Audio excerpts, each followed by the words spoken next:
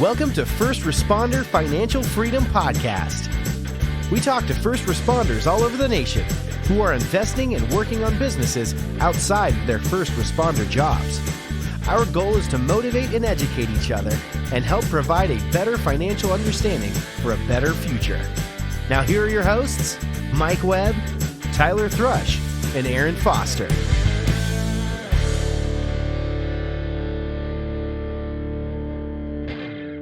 First Responder Financial Freedom, back again with Mike, Tyler, myself, Aaron, and our new friend Brian Burke. I was just reading his biography, and it's pretty impressive. I would like to just highlight a couple of things.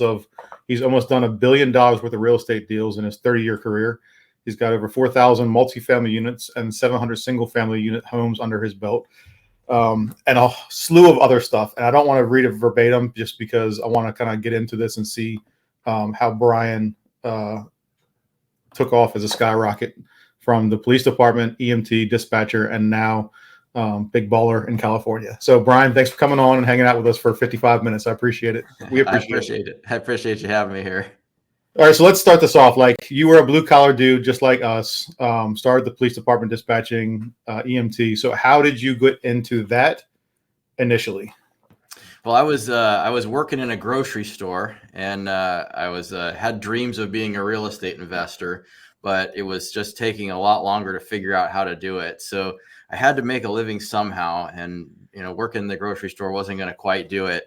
And a roommate of mine had gone through EMT academy, and then did some ride-alongs with our local department, and the department where I live was a public safety department, so it was a combined police and fire department where everybody was cross-trained in both disciplines, and so it was always somewhat interesting to me. And I got to know one of the officers through my roommates, ride-alongs and whatnot, and he encouraged me to become a volunteer for the department. So I became a volunteer police service aide where, you could direct traffic and, just stuff like that. And I did that for like 6 or 8 months, and then applied to become a community service officer where I was doing code enforcement, taking crime reports, cold crime reports, that sort of thing. I did that full time for a few years, got cross-trained as a dispatcher. So I was like a fill-in relief dispatcher. Finally went to the police academy, became a police officer. They had, since it is a cross-trained department, I had gone through the fire academy and was a firefighter 1, then firefighter 2, then became driver operator, engineer, and went to EMT school, did EMT, worked part-time for local ambulance service on a BLS ambulance, and kind of like got to do everything. I mean, I got to drive police cars, fire trucks, ladder trucks, ambulances. I had all kinds of fun. But let's say that you left the police department to be a firefighter. Is that accurate?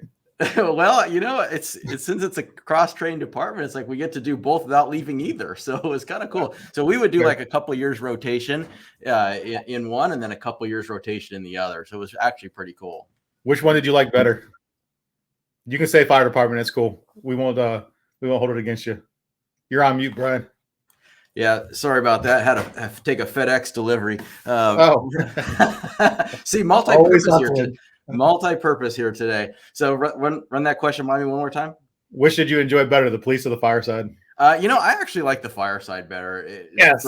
For me, it was always more fun. I mean, you get to break more stuff and cut holes in roofs, and I don't know, that just was always fun to me. It was actually really cool to rush into burning buildings, and it was different.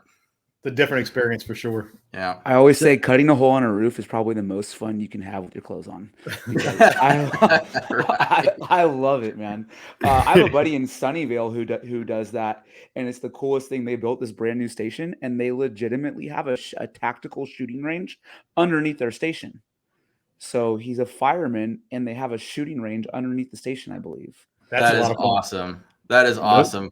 Well, we're building a new house, and I joke with my wife. I said the 2 things we didn't get in this new house is I didn't get the bowling alley I wanted. I didn't get the shooting range, and they'd be perfect to go side by side with one another.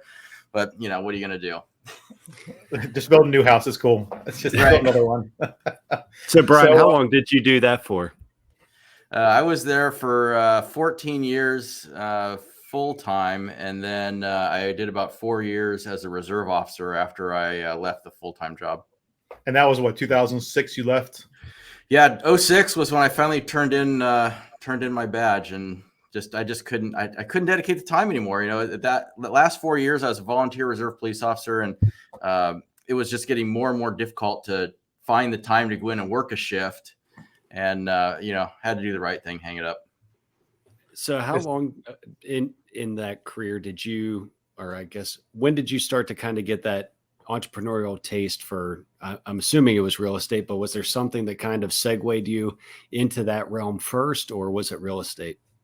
You know, I had the bug for real estate before I even got hired at the department. I was literally still working in the grocery store with these dreams of becoming a real estate investor. And I was trying, I was doing that thing, a letter writing campaign, writing letters to owners in distress, trying to buy houses and all that stuff. Problem was, I was, 19 years old, and I looked like I was 15 or maybe even 12, and nobody's going to sell their house to me, right? So I was like just trying to figure out, how am I ever going to get into this business? And I just knew that I had to make a living for a while. It was going to take a while for me to become successful in real estate. I needed to make a living in the meantime. And what better way to do it than, cutting holes in roofs and driving code 3 through the city. It's just that just was a lot more fun than staying at the grocery store.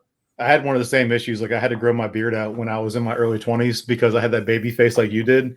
And people wouldn't take me seriously. Like, are you out of high school yet? I'm like, kick rocks, motherfucker. Yeah, I kind of went through the same thing. So I got another guy I worked with at the grocery store. He was probably in his like late 30s at the time. And I partnered up with him just to be like the face of the business. So it's like, okay, we sent a letter to this homeowner. We're going to go out and meet with them. He would go with me and, to be like, he was the buyer and I was like his helper kind of thing, just because he looked older than me. That was the qualification that I was looking for in a partner. I didn't have any other requirement. Whatever edge you can get in the door, you just, whatever edge it is, you use it to your advantage. It didn't work, but yeah, I agree. That was my line of thinking. Yeah. So Brian, what was the deal that kind of got you out of the public safety department and into real estate full time? What did that look like, that transition? So it was my third real estate purchase. So my first one was actually right before I got hired at the department. It was a house I bought with no money down by getting the seller to carry back the down payment. So that was like my first investment, and I rented that out. And then my second deal was actually my own personal residence that I bought, just a condo, and again with just a tiny bit down because I didn't have any money. And then my third deal was a homeowner in foreclosure, and I had found a guy, one of the customers from the grocery store. He had some construction knowledge, and I'm like, hey, remember me? It's like, I want to buy houses. Would you partner with me? Because I felt like at least he would know like who to find to fix it up. So he's like, yeah, that sounds great. So I found this house. I wrote a letter to the owner, went down and met with her. It's just total cranker. And house in foreclosure, that kind of stuff. And I said, look, I'll buy this house. I'll give you $1,500. You sign over the deed. I'll take over your existing mortgage. I'll catch the payments up. I'll fix the house up and I'll resell it. And we struck a deal. And I mean, for her she was going to get nothing. The house was going to get foreclosed. She was going to get nothing. So she took the $1,500. She was happy. I maxed out all my credit cards to come up with the money to make up the $12,000 in back payments on the loan, and then maxed out other credit cards fixing the house up. My partner maxed out all of his credit cards, and then we fixed up the house. We resold it. I think we made $1,500, and it was like, yeah, that was awesome. It's like you're 22, 23 or 24 years old, you make $1,500, and you're like, this is great. But that was the deal that actually, at that point, I could call myself a real estate investor. Well, and to your point, you only made $1,500, and I've said this before. I had somebody that I worked with trying to do their first flip, and I told them, listen, even if you only make $1, I know that's not what you want to hear, you will have won so much you don't even realize it. You only made $1,500, but that's what broke open that whole new world to you, right? And you learned probably $150,000 worth of education during it, right? No doubt. That's one of what Mike makes a good point. If you make just a little bit of money, you'll gain a college semester's worth or half a year's worth or a year's worth of education. 4-year degree. Yeah. You're basically getting paid to get this education and an experience. And a lot of people like firefighters and first responders and cops and all this, like we're hands-on experience guys. Like we like to get our hands dirty and kind of like get in there to learn the trick of the trade, whatever it might be. Nothing surprises us, right? Nothing shocks us. So it makes it easier to do this job. Like the hoarder house I was just in 45 minutes ago. The lady, the owner's daughter, lady passed away. She's like, upset. She's like, don't judge. It's a busy house. My mom was a hoarder, blah, blah, blah. I was like, it's not that big of a deal. It's not that bad. I've been in a whole lot worse. And she's like, really? I was like, oh yeah. I was like, this is clutter, but this isn't as bad as I've seen. And she was like, well, thanks. I appreciate that. So relationships. So actually, that's one of the things I want to touch on. So networking is a big thing. And you said that you used somebody back from when you met them at Giant, right? Or at the grocery store. So you and Tyler actually are connected by 2 people, I think it was. So Tyler, you brought Brian on. Tyler, how'd you know who Brian was? So my best friend, his brother Eric, and Brian, I believe you guys are partners on a fund, correct? We are, yes, on a debt fund. Yeah. So he called me and said, hey, Jim, his brother, said, hey, he's been listening to the podcast. You got to get Brian on. You guys are going to love him. And he also has first responder experience. And to your point, Aaron, I mean, it's funny, like in your network too, you don't really know who you have in your extended network until you start talking about what you're doing. So like even Brian telling that one person at the grocery store, hey, this is what I'm looking to do. You never know where that's going to lead. And because we always are so used to just next foot forward, like you said, first responders, whatever it may be, fire, police, we're used to showing up, and it's not like you can change anything, right? You have to look at what you have, come up with a plan, and then adjust as you go along. And I think that's the biggest strength that we have is we don't have the availability to say, I'm going to go get back on the rig. I'm not really ready for this specific call. I'm going to go back to the station and see if I get something that I'm trained in. We all figure it the fuck out. So, Brian, did you have guys from your old departments reach out to you in the process? After, like, are you teaching guys? Like, what's that look like? That relationship look like? So there was one guy at the department that was like, I always looked up to him. He was just like maybe a few years older than me, 3 or 4 years older than me, but he would buy a house, move into it, fix it up to the nines, like make it incredible, and then he would sell it and then repeat the process over and over. And I watched him do that for years. And I always thought, man, one day I want to get, to the level where he's at. Right. So I always kind of looked up to that. When I finally got into this business, I'd done maybe 3 or 4 dozen flips, throughout the last probably 10 years I was at the department.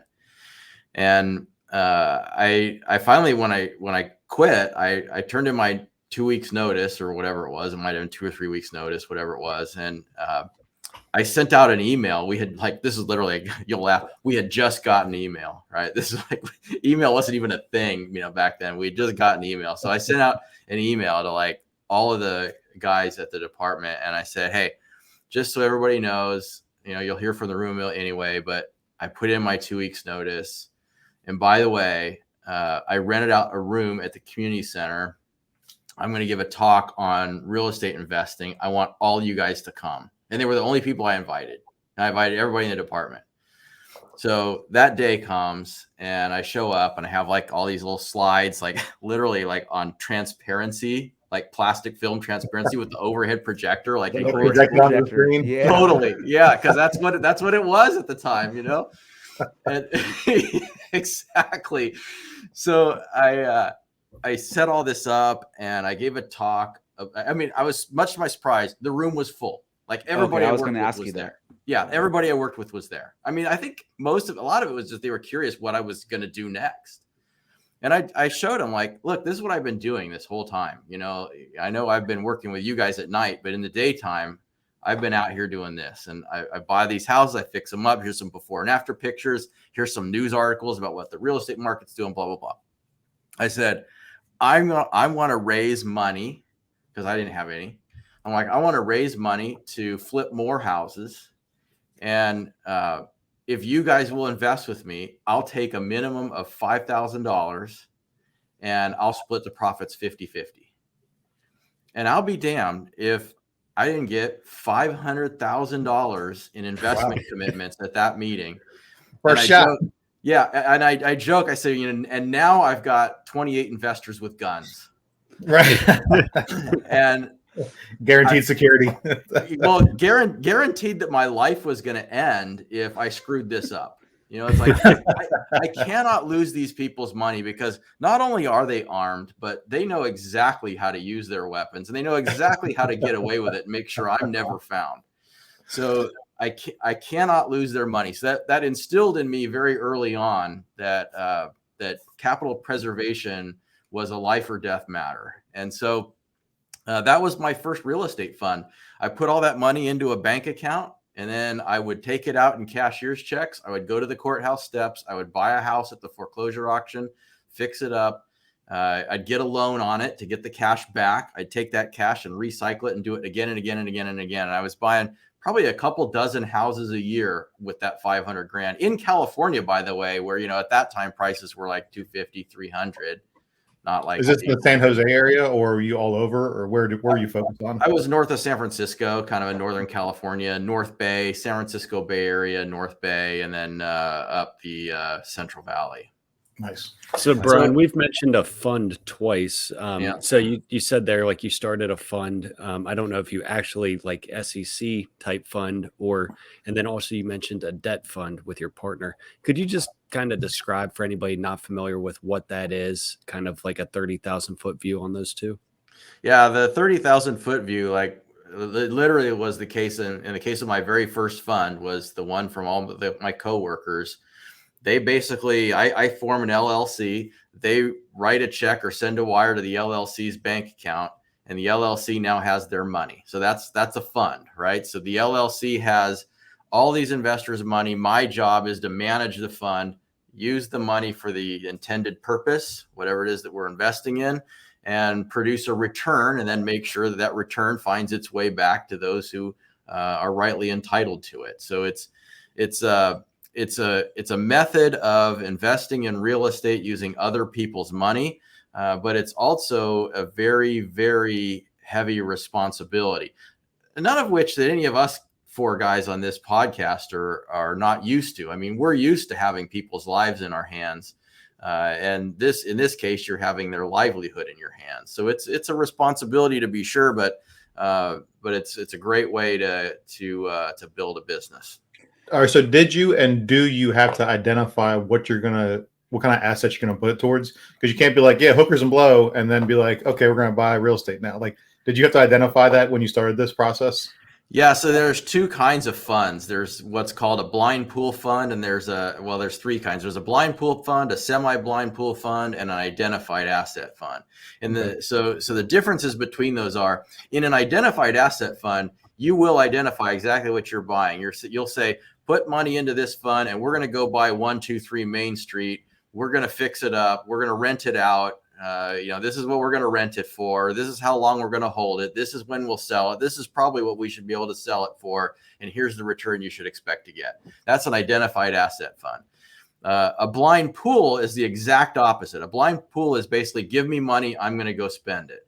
Now, generally speaking, you're going to tell them what you're doing, at least to a certain extent. You're going to at least say, we're going to buy multifamily real estate that's over 100 units in size in the southeastern U.S., built after 1980, right? So you give them basically a buy box, and you say, this is what we're going to go do. And then the semi-blind pool is kind of in the middle. It might be where you're going to say, we're going to buy 10 assets. Here's 2 of them. We've already identified these 2. The other 8 are going to be kind of like those. And, you'd have to spell out your business plan and that sort of thing. So there's definitely different ways to approach the fund model. So to kind of mirror what you're saying, a friend of ours, a mutual friend of all of ours, his name's Ian Hurwitz, and his partner, Dan Matthey, they identified storage unit facilities in southeast U.S., and they also have apartment buildings around here in Baltimore, West Virginia, Maryland. And they identified exactly what they wanted. They took a bunch of money from firefighters and cops, a mutual friend of ours, the blue collar guys, They said their buying was $25,000, and they took that money and they had a guaranteed rate of return. Is either you got 8% with a equity position after they firm up the properties, or you get a 10% return and the payback. The guaranteed time in the process is 5 years. So it sounds like you did identify the properties that you're going to put them into, or actually that's what we did. But it sounds like you did the same thing with the cops that you were working with. Yeah, that's exactly right. That's exactly what we did. Okay. It wasn't a guaranteed return though. It was like a 50-50 profit split. Yeah. Yeah, that's better. Even if you listen to this, I want 50% from here on out. And then, so now you said that you guys are in a debt fund with Eric, correct? Yeah, we are. I've 5 years ago, I started up a company to make loans to real estate investors, and we were loaning money to house flippers, small balance commercial, that sort of stuff. This company was called Riverbend Funding. We built that company from nothing to having done $2 billion in loans. The last year alone, we did $1 billion in loan origination, which was in 1 year. In 1 year, it was an absolutely incredible accomplishment. We had like I think we're up to 60 employees. I mean, it grew way beyond our expectations. Of course, that doesn't go unnoticed, and we got noticed, and somebody just made us an offer we couldn't refuse and bought the company from us. Our model was to originate loans, and so we didn't tie up $1 billion. We would immediately sell the loans that we originated to an institutional loan buyer. And we got to realize that being on the other side of the table, being that loan buyer, was actually a pretty profitable business.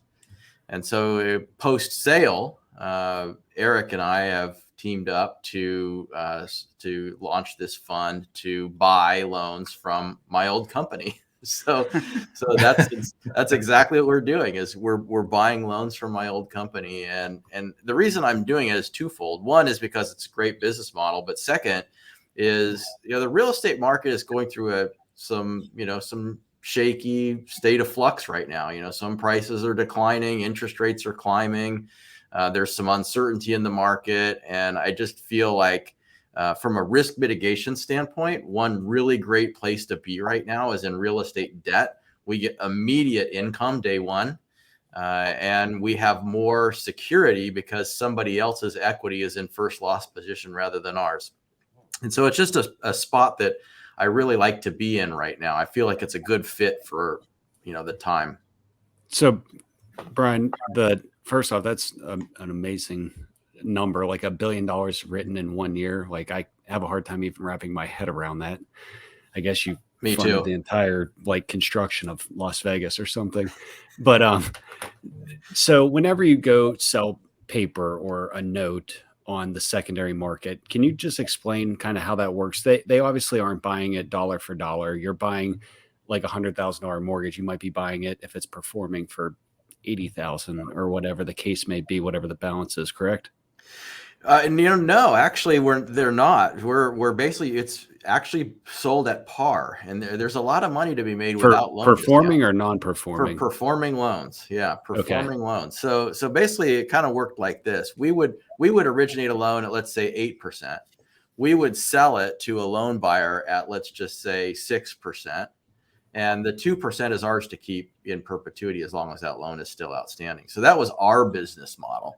Of course, now those rates are different. Now the rates are, 10 or 11%, and, they're selling at, 8 or 9 or 10%. So it's different than it was, but the premise is still the same. For the originator, they're operating off of two things. They're getting origination fees, which loan points, and they're getting interest strip, which is the difference between the interest rate that the property or that the loan was written at and the interest rate that the loan was sold for.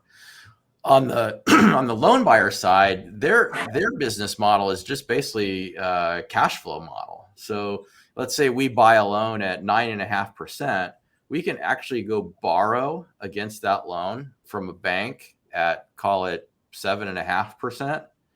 And so we get to leverage our return, right? We're making, 9.5 and paying 7.5%. That 2% is ours. Yeah, but 2% on $1 billion, you can get It's by. a meaningful number. Yeah, Right. It's a meaningful number. Yeah, You can have steak and potatoes instead of chicken nuggets and fries. yeah, absolutely. Yeah, but it doesn't matter though. The firefighter in me still eats the chicken nuggets and fries. So I have a question for you. So, and this is because I think a lot of us, all three of us, actually have started to go into, originating, doing hard money loans, things like that. But the biggest thing for me that I'm noticing is mindset, right? And I read a quote yesterday. It says, "I wish I wouldn't have thought so small," which in your case, I do not believe is the case. So I know that like you started off flipping, so you had that base knowledge, and then I think you and Sean were both in Riverbend together, correct? Sean right. had done a ton of volume as well, super experienced operator. So you guys understood the debt that you were underwriting, and then you just decided, boom, let's do this on a large scale. And this is the question I'm going to ask you is, how big of a role do you think your previous experience was? And why do you think, like, I know Sean, I know Eric, and I've just met you. What do you think it is? I talked to Sean and Eric and those guys, and it's like you're able to take this leap that a lot of us want to take. And it's like a whole nother level.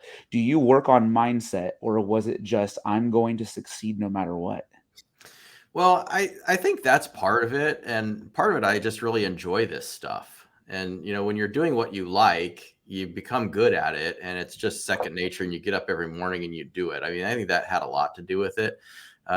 Funny thing is, I think Sean's probably a bigger thinker than I am, because he's really responsible for having built the book of business that we built. I'm probably more of a smaller thinker than that. When we first started this deal, I thought we were going to do about 30 million a year. And then we ended up at one point we were doing over 100 million a month. So and I give Sean a lot of the credit for that, but where does my past experience fit in? It fits in two ways.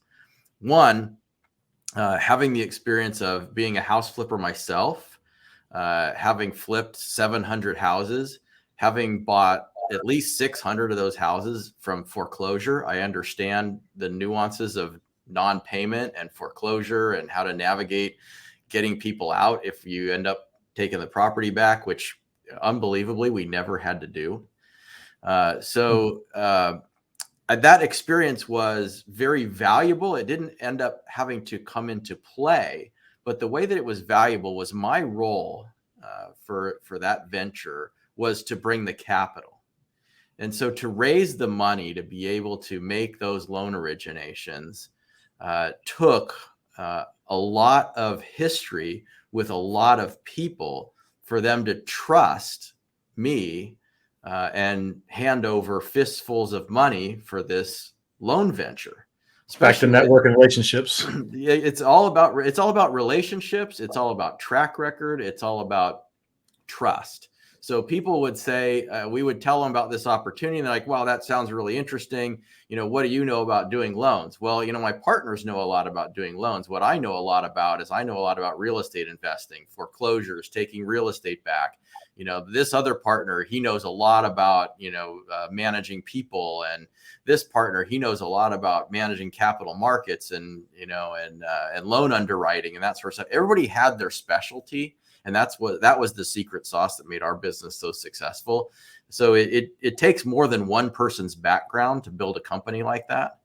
But each of our backgrounds was extraordinarily important. And so, I don't care what you're doing. A lot of people say like, well, I want to get into real estate investing, but I don't want to screw around with, houses. I want to do apartment buildings. I want to go buy a 50-unit building. That's where I'm going to start.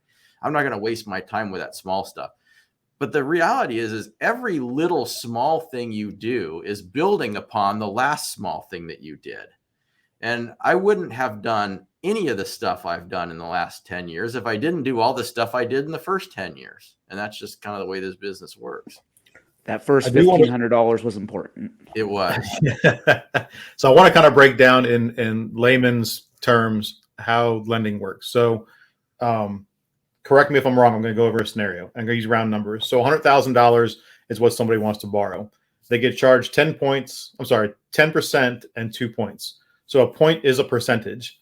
So 2 points or 2% on $100,000 is $2,000. And the 10% is $10,000 over the course of 12 months. So if you do $10,000 divided by 12 months, it's $833 per month. So those are accurate numbers, I can promise you. So when I talk to people about this, when you're borrowing at 10 and 2, you're paying the 2% up front. You're paying the interest rate of the 10%, which is $833 per $100,000. And then the lender or the broker can go to a warehouse lender and sell that loan for a profit. So say they sell it for, I'm getting 10%. I sell it to a warehouse lender for 8%. I'm making that 2% spread on top of that. And I'm getting myself all my money back and making myself whole again. Am I missing anything there, Brian or Tyler? No, you nailed it. I mean, that's exactly what the concept is that, you're basically earning a return on money that you don't have placed. And if you can do that an unlimited amount of time, you can make an unlimited amount of money off of nothing. Yep. Right. Where do you go buy these or sell these? We keep referring to secondary market and whatnot. What do you go to, like notetrader.com or something? Or what? I need the Costco of wholesale of real estate. Yeah, you mentioned earlier about how this business is a relationship business, and that's exactly what this was. So one of the three partners that we had, Sean, myself, and my partner Emilian was the guy with the relationships. He knew exactly who to go to, because this is one of those deals where who's running what funds with what strategies and what kind of debt they're running. It's all about that, and so it's so important that. When I told you when I first was working in the grocery store, my first partner, he looked older than me. That was what he brought to the table, right? It's always important that you partner with people who bring something you don't bring, because that's really what makes a successful company. And I didn't have relationships in the secondary lending market, so that business would never have gotten off the ground without the help of the partner who did bring those relationships. I had the capital relationships. I had investors who trusted me because of my history. So I brought that. Sean had relationships with all the borrowers. He knew who to go to get loans on the book. So it's everything about this business, no matter what side of the fence you're on, is relationships. There's no .comming this thing. You gotta know people. And you need to get to know people who know people that you don't know. Yeah. So one thing we skimmed over, and it's my fault that I wanted to actually say that your experience is you are the president and CEO of Praxis Capital, and you're on the board of the Praxis Investment Committee, correct? Yeah, that's right. So we didn't even tell people in the beginning that you are the bigwig CEO, head honcho, HMFIC. So he has some teeth to his experience. If anybody's listening now, how did you meet up with your other partner? Is Amelia? What's his name? Emilian. Yeah. It's kind of funny now. So he was my partner in our lending company. No affiliation to Praxis Capital. Okay. But I was actually looking to borrow. This was back, when the whole economy collapsed and everything. At the bottom of the market, I started buying rental houses, and I bought about 120 rental houses in the San Francisco Bay Area in 2009, 10, 11, when prices were nothing. This is after the market crash, and this is after using the other cops' money. Okay. Yep. After all of that, after the market crash. So stuff that, was used to be, $300,000 houses, I was picking them up for 120, and renting them out. So we're renting them out for $1,500, $1,800, it was such a great business. But I had this big portfolio of houses, and I wanted to get a loan against it. So I was looking around, and I found a company that was doing lending on portfolios of rental houses, and I called him up. Turns out it was Emilian, and he ran me through what it looked like, and he originated the loan for me, and that was that. And then several years later, he reached out to me and was like, this is after I'd paid the loan back. And he reached out to me and was like, hey, I'm interested in your experience. I have this business idea, and he had this idea that, was to buy some condominium buildings, then sell condominium units. And so I was like, that sounds like an interesting idea. He was wondering if I could raise money for it. And I'm like, yeah, let's partner on it. So we partnered on that. And then we sold out of all that stuff. And then he called me again and he was like, hey, me and one of my other borrowers, Sean, has an idea about creating this private money lending company. Would you be interested in getting involved with it? Because you could raise the money for it. And I'm like, sounds good to me. So off we went. And it was literally like that. Both Sean and I were borrowers of his at another company.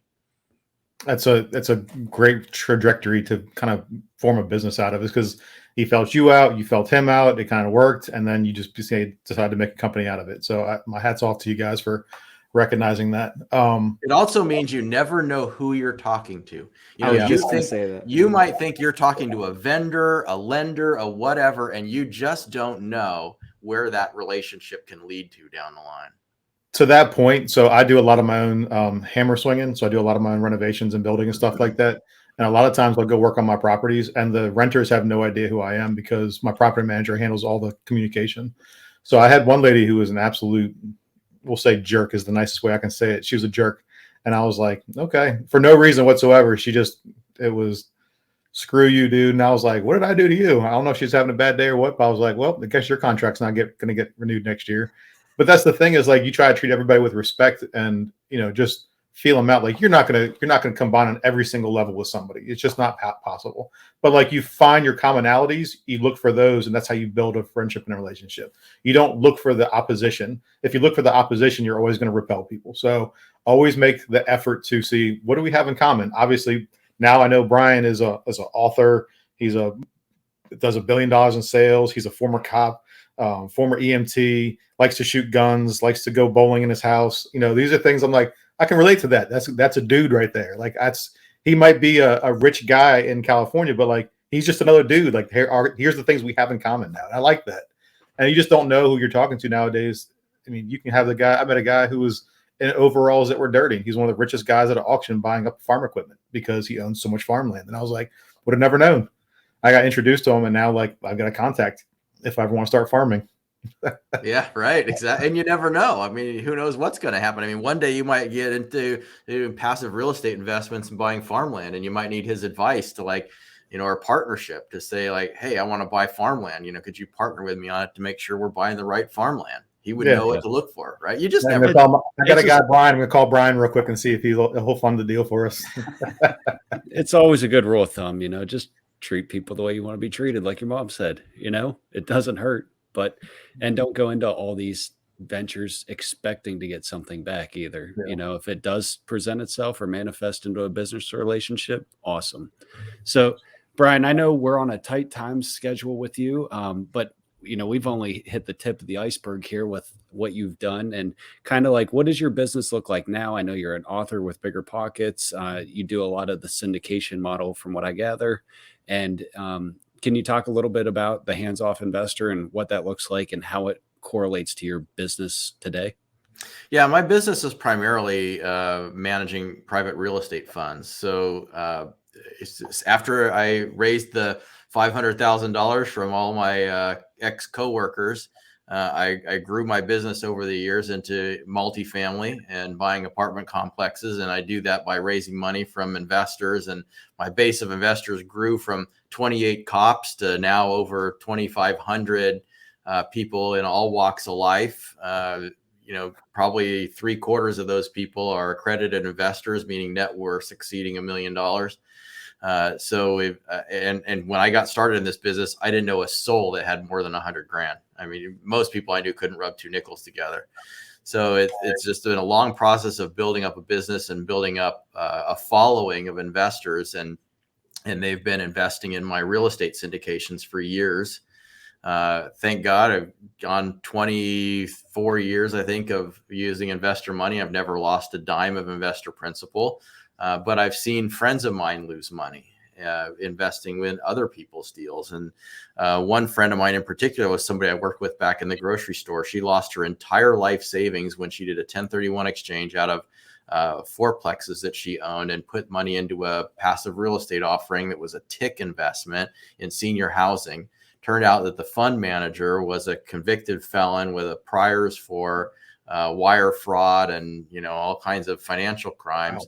Wow. He ended up basically stealing all the money, and she lost her entire life savings. And, instead of being set for life, she's like driving for a rideshare just to put food on the table. And that breaks my heart, man. Me too. And I didn't want to ever see anybody go through that again, because she would call me crying and telling me about what's happened. And, and it broke my heart too. And I thought, somebody needs to educate people on how to not lose money investing in passive real estate offerings. There's got to be a book out there or something somewhere. And I looked around, and lo and behold, there was no resource for passive investors to go to learn how to invest in real estate offerings properly and what to look for, and how to do their due diligence on syndication sponsors and companies. So I decided that I would write that book. And at first I thought, gosh, I'm not the right person for this. It should be written by a passive investor. But then I realized I'm exactly the right person, because I know all the inside secrets, right? I could open the closet of skeletons and show everybody where the bodies are buried. And that turned out to be really helpful for a lot of people. I've gotten a lot of comments from folks who have read that book and said that it really helped them a lot in making decisions and making passive investing decisions. So that's kind of how it all came about. It's what I do for a living, and I just wanted to show people what that looks like. So the book, how did you handwrite the book or type the book up yourself? Did you do voice to text? Did you get an editor? Like, how does authoring a book look like for you?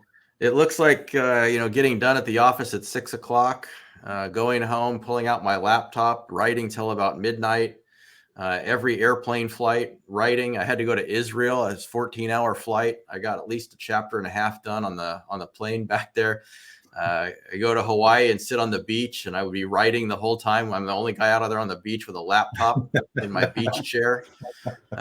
It was I have a really weird suntan really weird laptop mark. Yeah, it was literally 9 solid months of very long days of running the business by day and writing in the evening.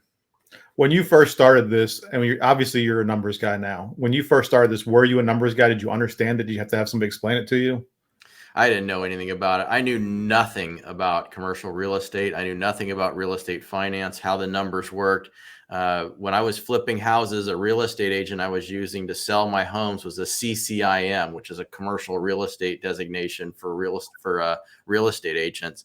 And I told him, I said, God, I'm kind of interested in getting into apartments. I've got some rental houses that I could do a 1031 exchange and buy an apartment building, but I don't know anything about it. And he said, come into my office. So I went in there, and he sat me down and basically showed me the ropes of how it all worked. It was an elementary understanding, but it kind of lit the spark. And ever since that day, I did nothing but research how all this stuff works. And then I started writing my own spreadsheets and my own software for doing multifamily and income property analysis, because I wanted to understand every single number and how every number related to every other number. And I wrote probably one of the most comprehensive analysis tools that I've ever seen out there. It beats anything that's commercially available, in my opinion, but of course I'm probably somewhat biased. But the key to it is I got to know exactly how all the financial side of this works, and I started without that knowledge. So I got 2 sidebars. So the first sidebar is 1031 exchange. You mentioned that. So anybody listening, 1031 exchange is a way to defer the gains from a property. So if you do short-term capital gains, you're going to get hit with around 40%. If you do long-term capital gains, which is a year and a day of holding a property, it's closer to your earned income rate, about 20%, just round numbers. I'm doing one right now. I'm selling at the end of this month. I'll pay, I think it's like $30,000 in short-term capital gains on a property. If I did a 1031 exchange, I put that property gain into a new property and defer those gains indefinitely. When I sell that property and cash out, then that's when Uncle Sam will take his cut, his pound of flesh. So you can do cash out refis, which is a non-taxable event, when you get to the next property if you want to. It's one of the workarounds for putting money in your pocket versus the government's pocket.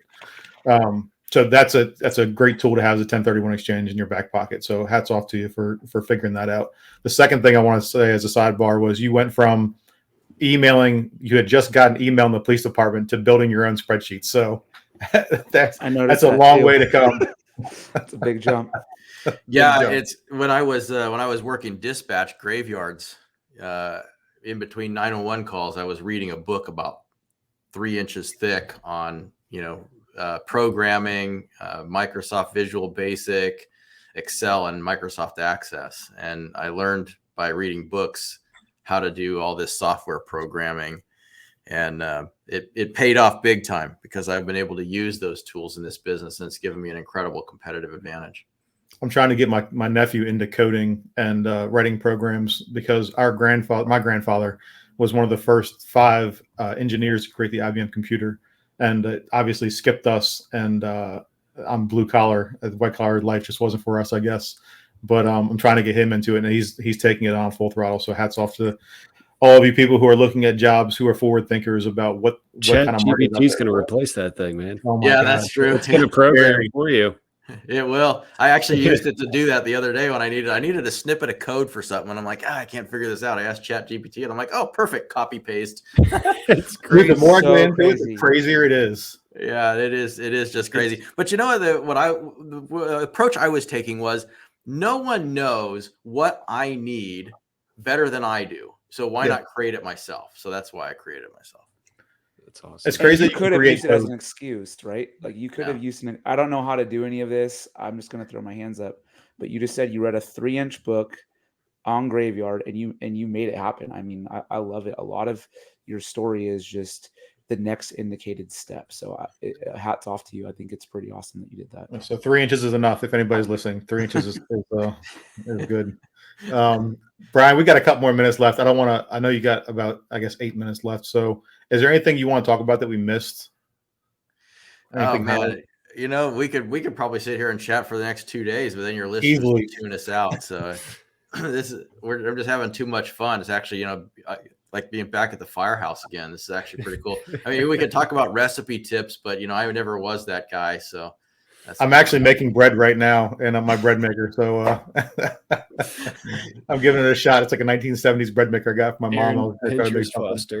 That's right. That's gonna be my Pinterest board later on. I don't know. My wife got into making the sourdough bread. I never liked it before, but man, she's really good at it. Like, she's out here making loaves of bread, and that stuff is really good too. That stuff is really good. So I guess the moral of the story is, in fire you can learn all kinds of skills, right? You can learn how to cook, you can learn how to program, and you can learn how to do real estate. So definitely learn how to clean. There you go. Learn how to clean. Yeah, no kidding. Oh yeah. So Brian, if you could I'm sorry, Mike, go ahead. I was just going to say, Brian, if there's a place that people want to learn more about you, where to pick up your book, what's the best way to do that? Or if maybe somebody's like, hey, I got 100,000 under my mattress, I want to give it to Brian. Where could they maybe learn more about you and Praxis and what you have going on? Yeah, they can start at the Praxis Capital website. That's praxcap.com, praxcap.com. You can also follow me on Instagram at Investor Brian Burke. You could check out the book at biggerpockets.com/syndication book, or you could check it out on Amazon or bookstores. It's called The Hands-Off Investor. It's an insider's guide to investing in passive real estate syndications.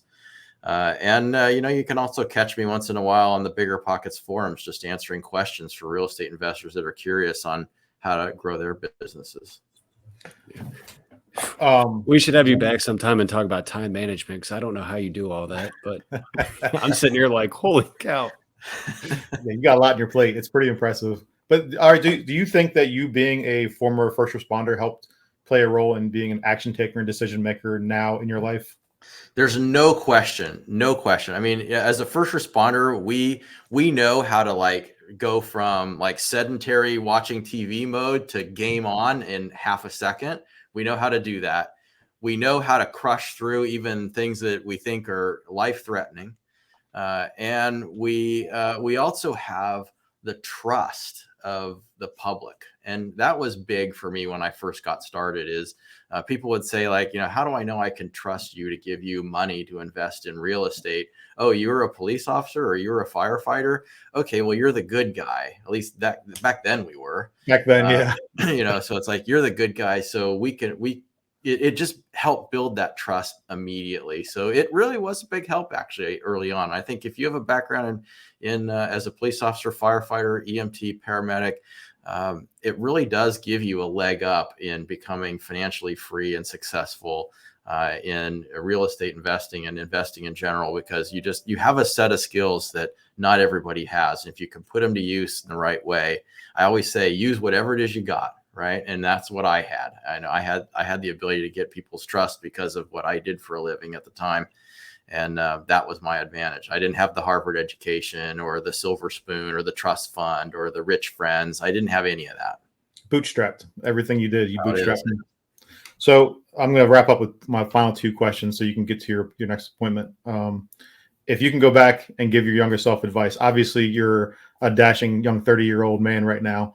So if you can go back and give your younger self some advice, what advice would that be?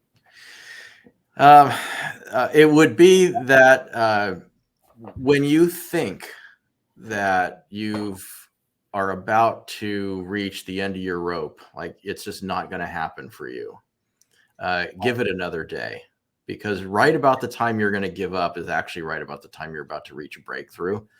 I struggled through and discovered that. And it would have been nice for me to know that I was actually doing it for a reason. I thought I was, and it turned out I was right. But then you doubt yourself heavily. Like, is this ever going to happen for me? And if you keep going, it will happen for you. But if you say, this isn't going to happen for me, I'm done, it will not happen for you. And you've got to keep pressing forward, knowing that it's for a purpose. Okay. Good answer. Good, thoughtful answer. Last question for you is, what's your why? Like, why do you keep pushing forward? Why do you keep doing more? What's your why?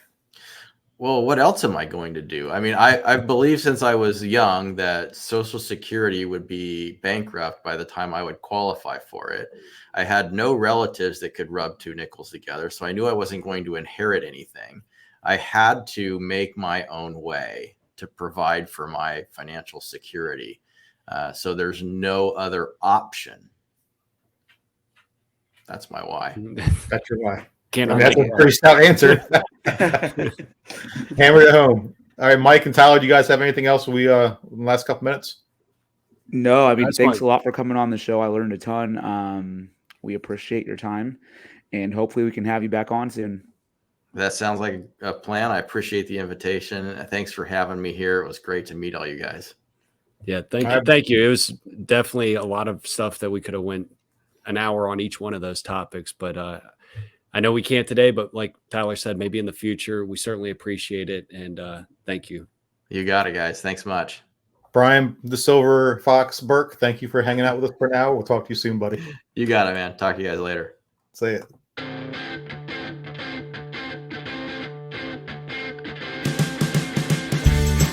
Thanks again for spending some time with us today. If you found value in anything you heard, please share with someone who may benefit. We look forward to connecting between shows in our Facebook group, First Responder Financial Freedom. Till next time.